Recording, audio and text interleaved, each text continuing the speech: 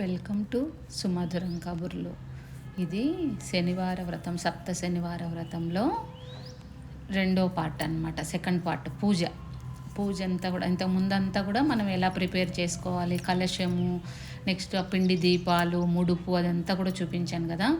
ఇప్పుడు స్వామివారికి పూజ అనమాట.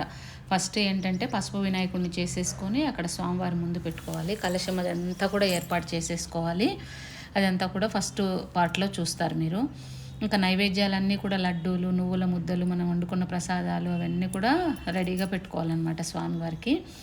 ఇప్పుడు ఏం చేయాలంటే ఫస్ట్ మొట్టమొదటిసారిగా దీపం వెలిగించేసేసుకొని ఫస్ట్ ఆచమనం చేసుకోవాలి. ఆచమనం చేసుకున్న తర్వాత వినాయకుడి పూజ అయిపోయిన తర్వాత వెంకటేశ్వర స్వామి వ్రతం ఉంటుంది కదా, ఆయన యొక్క అష్టోత్తర శతనామాలు, అమ్మవారి అష్టోత్తర శతనామాలు ఇద్దరివి వస్తాయన్నమాట. పద్మావతి దేవిది, నెక్స్ట్ అలమేలు మంగమ్మ తల్లిది వస్తే వాళ్ళిద్దరికీ కూడా ఒక ఆకులో కుంకుమతో చేయాల. వాళ్ళ అష్టోత్తరం వచ్చినప్పుడు దాంట్లోనే వ్రతం బుక్లోనే ఉంటుంది.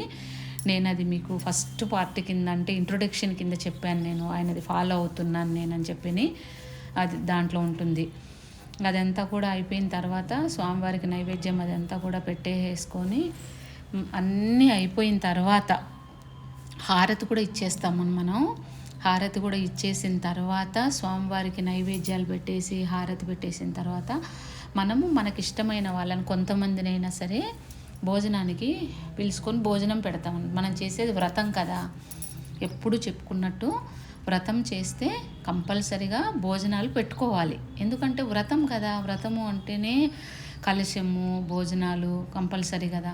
ఓన్లీ పూజ చేసుకుంటే పంచోపచార పూజ అయినా షోడశోపచార పూజ అయినా కూడా పర్వాలేదు, కానీ వ్రతం చేసుకున్నప్పుడు మాత్రం కంపల్సరీగా మనం అన్న సమారాధన అన్నది చేసుకోవటం అన్నది తప్పనిసరి.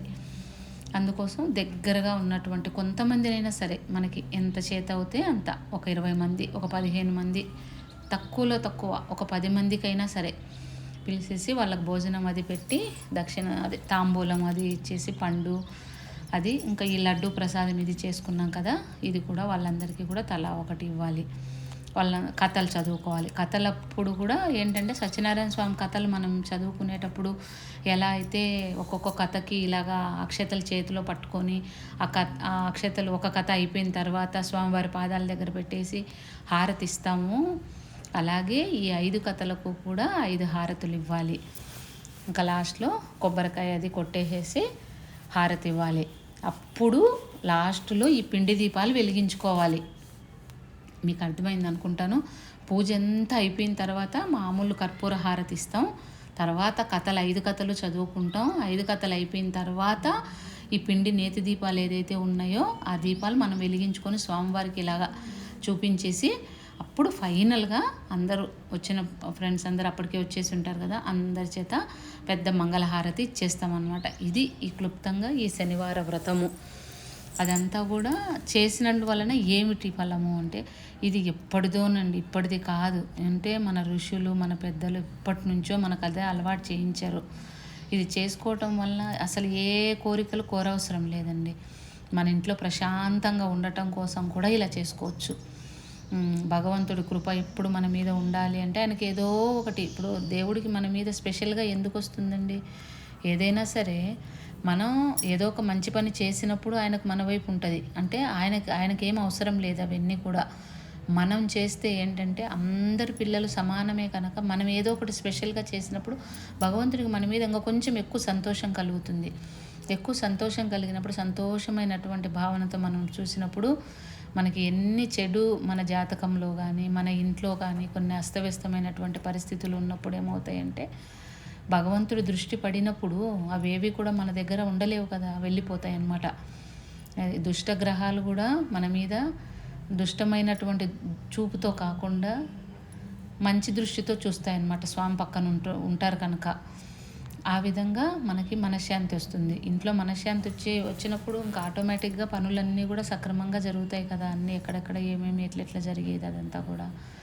ఈ పిండి దీపాలు నేను ఎప్పుడూ చెప్పినట్టు ఇవి నేతితో చేసినటువంటి దీపాలు కనుక ఇవి కంపల్సరిగా మన ఇంటిల్లిపాది మాత్రం మనం తినాలండి. ఇది చలిమిడి ఒక్కొక్కసారి మేము 5 దీపాలు పెట్టలేము అన్నప్పుడు ఏమవుతుందంటే, కనీసం 2 పిండి దీపాలు చేసేసుకొని, ఒక దాంట్లో 4, ఒక దాంట్లో 3 వత్తులు వేసి 7 వత్తులు, 7 వత్తులు కూడా పెట్టచ్చు.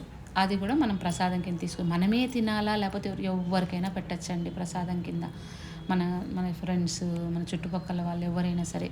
ఇలా మధ్యాహ్నం పూజ చేసేసి స్వామికి నైవేద్యం అది పెట్టి, వచ్చిన బంధువులకి, ఫ్రెండ్స్కి భోజనాలు అది పెట్టేసిన తర్వాత మళ్ళీ సాయంత్రం పూట పునఃపూజ చేయాలి.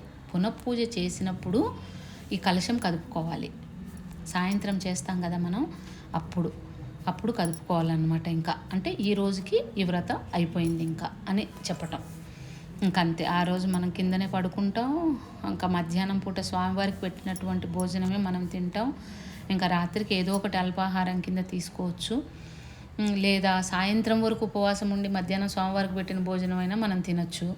మన ఇష్టం, మన కన్వీనియంటే అది. ఒక పూట భోజనం, ఒక పూట అల్పాహారం అలా చేసి బ్రహ్మచర్యం పాటించి నెక్స్ట్ ముడుపు ఉంటుంది కదా, ఈ ముడుపును మనం తిరుమల తిరుపతి వెంకటేశ్వర స్వామి దగ్గరికి తిరుమలకు వెళ్ళినప్పుడు హుండీలో సమర్పించవచ్చు. ఒకవేళ మనకు వెళ్ళటానికి చేత కాలేదు అనుకోండి, అంటే ఏదైనా కారణాల వలన మనం వెళ్ళలేకపోతున్నాం, చాలా రోజులు గడిచిపోయింది అన్నప్పుడు స్వామివారికి మన దగ్గరలో ఉన్నటువంటి వెంకటేశ్వర స్వామి గుడులు ప్రతి ఒక్క వీధిలో ఉంటాయి కదండి, ప్రతి ఒక్క కాలనీలో ఉంటాయి కదా, ఆ హుండీలో కూడా సమర్పించవచ్చు. ఎందుకంటే అది కూడా భగవంతుడి యొక్క నిలయమే కనుక. వెళ్ళలేని పరిస్థితి ఉంటే 99.9% మంది వెళ్ళగలరు. ఈ కాలంలో రవాణా సదుపాయాలు అయితేనేమి అన్నీ కూడా బాగానే ఉంటున్నాయి కదా, వెళ్ళగలం మనం. అలాగా ఈ హుండీతో పాటు ఇంకా కొన్ని డబ్బులు కూడా మనం స్వామివారి హుండీలో సమర్పించి స్వామివారిని దర్శనం చేసుకొని రావాలన్నమాట. అసలు ఎన్ని ఎక్స్పీరియన్స్లు అండి. తిరుమలకు వెళితే నేను ఈ పూజ అయిన తర్వాత వైకుంఠ ఏకాదశి వచ్చింది. వైకుంఠ ఏకాదశిలో స్వామివారి దర్శన భాగ్యం మాకు లభించింది కదా, మేము వెళ్ళాము, స్వామిని దర్శించుకున్నాము. అక్కడ కొన్ని ఎక్స్పీరియన్స్లు కూడా జరిగాయి. దాంట్లో నేను ఒక సపరేట్ వ్లాగ్లో చెప్పాను నేను. అది కొంచెము ఎడిట్ చేయడం లేట్ అయింది.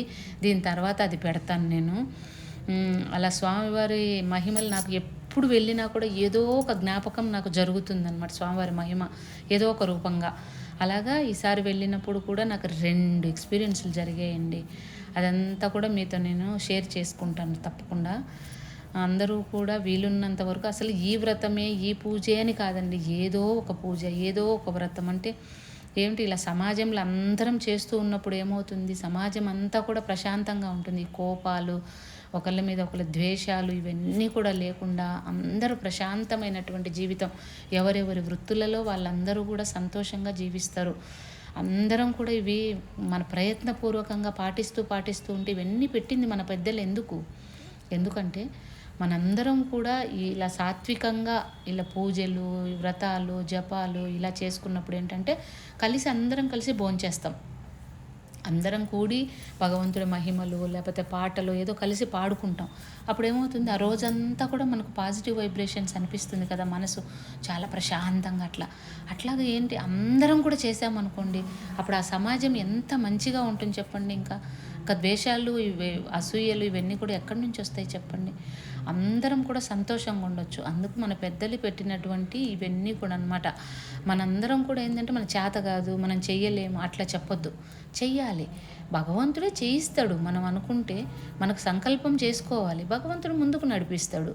అంతేగాని మనం చెయ్యకుండా అమ్మో నాకు కష్టం, నేను చేయలేను, బాబోయ్ నేను అంత చేయలేను, అసలు ఇంతే చెయ్యాలి అని రూల్ ఏమీ లేదు. మనకి ఎంత శక్తి ఉంటే అంత చేయొచ్చు.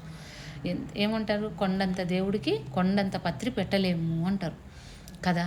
అందుకు కనుక మనకి ఎంత శక్తి అయితే అంత, ఏదో ఒక పూజ, ఏదో ఒకటి కలిసి సామూహిక మంచిగా కలుస్తూ అందరం వండుకున్న పదార్థాలు అందరం కలిసి భుజించి అలా చేస్తూ ఉన్నప్పుడు మంచిగా అనిపిస్తుంది. అందరూ మంచిగా అయిపోతారు. కొంచెం ఈ ద్వేషభావాలన్నీ కూడా తగ్గిపోయి సమాజం అంతా కూడా బాగుపడుతుంది అనేది నా అభిప్రాయం అండి.